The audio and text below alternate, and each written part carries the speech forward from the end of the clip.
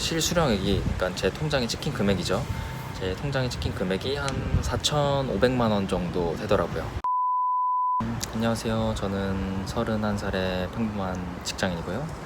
지금은 중소기업을 다니고 있기는 하지만 제가 처음에 대학교를 졸업하고 입사를 했던 회사에서 받았던 신입 초봉이 5천만 원 정도 됐었어요. 도대체 신입이 5천만 원이라는 연봉을 받으면 월급은 어느 정도고 부수적으로 들어오는 수입이 얼마길래 5천만 원이라는 연봉이 되는 것인지, 그런 것들을 되게 자세하게 한번 말씀을 드려볼까 합니다.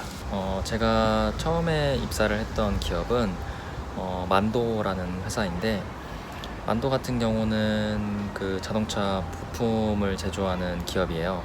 그래서 크게 브레이크, 그리고 조향장치, 서스펜션을 만드는데 거의 대기업 수준의 중견기업이라고 보시면 될 것 같아요. 기본적으로 한라그룹의 계열사인데, 한라그룹의 회장 같은 경우도 현대가 사람이고, 그래서 어느 정도 그 현대와 연관성이 있는 기업인 거죠. 제가 근무했던 부서 같은 경우는 그 서스펜션 센터의 설계팀이었어요. 그 설계팀이라고 해서 그 연봉이 높은 건 아니고요.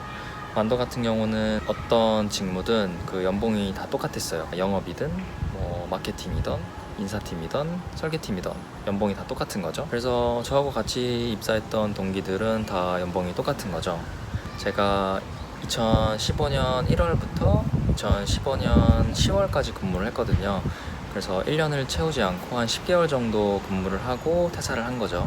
한 10개월 정도 근무를 하고 나서 받았던 그 실수령액이, 그러니까 제 통장에 찍힌 금액이죠.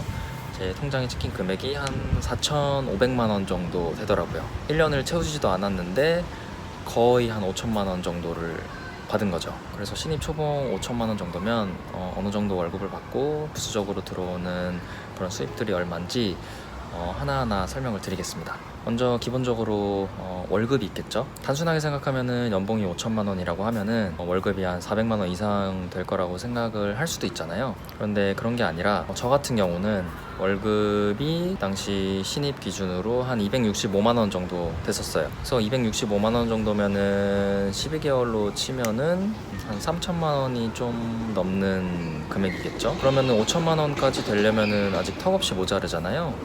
그래서 일단 월급이 265만 원 정도 된 거고, 그 외에 부수적으로 들어오는 돈이 먼저 상여금이 있고, 그리고 성과급이 있고, 기타 부수적으로 뭐 김장비나 출장을 가게 되면 뭐 출장비 명목으로 들어오는 돈들이 있습니다. 그래서 그런 것들을 다 합쳐가지고 한 5천만 원 정도가 되는 거죠. 만도 같은 경우는 일단 상여금이 명절 때 들어오게 됩니다. 명절이 설날이랑 추석 두 번 있잖아요. 상여금 같은 경우는 월급의 50%가 들어오는데, 저 같은 경우는 265만 원 정도의 월급을 받았으니까 상여금 같은 경우가 뭐 설날에 한 130만 원 정도, 그리고 추석에 130만 원 정도 들어오겠죠. 그래서 만약에 진급을 해서 연봉이 높아지고 월급이 높아지면은 상여금도 그만큼 높아지는 겁니다. 그리고 성과급이 있는데, 만도 같은 경우가 성과급이 굉장히 높았어요. 기본적으로 자동차 업계가 성과급이 굉장히 높은 편인데, 성과급이 1년에 한 2번이 들어옵니다. 그래서 7월에서 8월 정도에 한 번이 들어오고 연초에 한 번이 들어오게 되는데, 7월에서 8월 정도에 받았던 성과급이 850만 원 정도 됐던 것 같아요. 그리고 연초에도 한 번 들어오는데, 저 같은 경우는 1월에서 10월까지만 근무를 했다고 했잖아요. 그래서 연초에 받는 성과급은 받지는 못했어요. 동기들한테 물어보니까 한 300에서 400만 원 정도 들어온다고 하더라고요. 그런 것들을 합치면은 얼추 5천만 원 정도가 되는 거예요. 기타 막 짜잘하게 들어오는 돈들이 있는데, 김장비라고 해서 김장할 때쯤에 이렇게 들어오는 돈이 있어요. 그래서 김장하는데 뭐 보태서 써라 이런 명목으로 들어오는 건데, 김장비 같은 경우는 한 35만 원 정도 들어오고요. 출장비 같은 경우에는 출장을 가게 되면은 받는 돈인데, 제가 근무했던 설계팀 같은 경우에는 공장에 내려갈 일이 굉장히 많아요. 그래서 공장이 뭐 멀거나 그러면은 돈이 더 많이 들어오고, 1박 2일, 2박 3일 뭐 가게 되면은 더 많이 들어오겠죠. 저는 공장이 익산에 있었어요. 그래서 본사인 판교랑 거리가 생각보다 꽤 되니까 출장비가 한 달에 한 10만 원씩은 거의 꾸준하게 들어왔던 것 같아요. 그래서 막 짧게 갔다 오면 막 3만 원 들어오고, 길게 들어가면은 막 5만 원, 6만 원, 뭐 10만 원 막 이렇게도 들어오기 때문에 출장비는 매달 뭐 이렇게 다르게 들어오니까 그거는 구체적으로 한 달에 얼마씩 들어온다는 거는 이렇게 말씀드리기는 어렵겠지만 평균적으로는 한 10만 원씩은 들어왔던 것 같아요.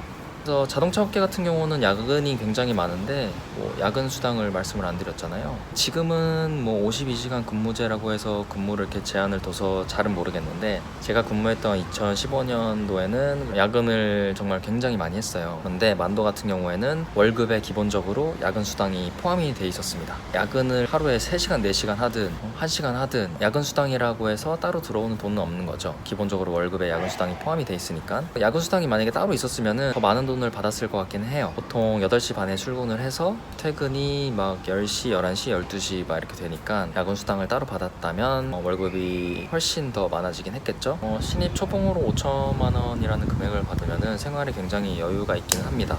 저 같은 경우는 한 달에 한 150만 원을 적금을 붓고 나머지 금액을 생활을 하고도 굉장히 돈이 많이 남았기 때문에 경제적인 측면에서는 굉장히 여유가 있다고 말씀을 드리고 싶고, 대신에 근무 강도가 굉장히 세고 회식 문화도 막 술을 굉장히 많이 마시고 이런 것들이 조금 있긴 있어요. 지금은 뭐 한 3년 4년이라는 시간이 지나서 좀 바뀌는 부분이 있기도 하겠지만 어찌됐든 연봉이 5천만 원 정도가 되면은 뭐 월급을 한 400만 원, 500만 원 이렇게 받는 것이 아니라 기본적으로 월급은 한 260에서 270 정도 되고, 기타 부수적으로 들어오는 뭐 상여금, 그리고 성과급, 그리고 기타 짜잘하게 들어오는 김장비나 출장비나 이런 것들을 다 합쳐서 5천만 원이 되는 거다, 이렇게 말씀을 드릴 수가 있습니다.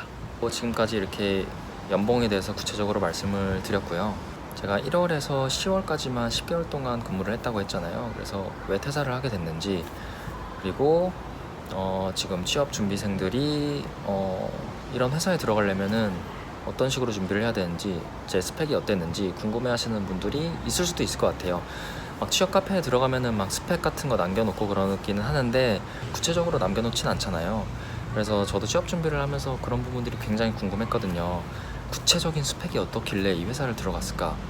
그리고 뭐 서류는 어떻게 작성을 했을까? 또 면접은 어땠을까? 뭐 이런 것들이 굉장히 궁금해 하실 것 같아요. 그래서 이런 부분들도 한번 정리를 해서 영상을 찍어서 한번 만들어 보도록 하겠습니다.